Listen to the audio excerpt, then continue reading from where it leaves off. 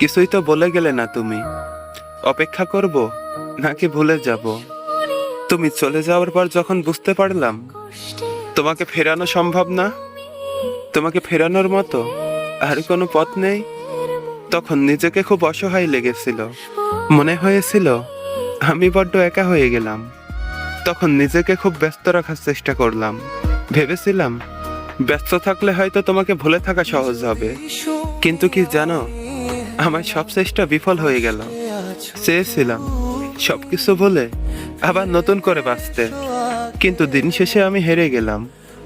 যখনই মনে পড়ে তোমাকে আর ফিরে পাবো না, তখন বুকের ভেতর হাহাকার করে, মনটা ছটফট করে, গলাটাও শুকিয়ে আসে, অঝরে চোখের পানি ঝরে।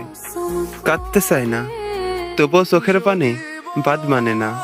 আজও সে একটা প্রশ্ন আমাকে কনফিউজ করে দেয়। আমি তাকে ভুলে যাব নাকি আজও অপেক্ষা করব? কতগুলো দিন পার হয়ে গেল, কতগুলো মাস পার হয়ে গেল, অথচ মনে হয় কিছুদিন আগেও তুমি আমারই ছিলে।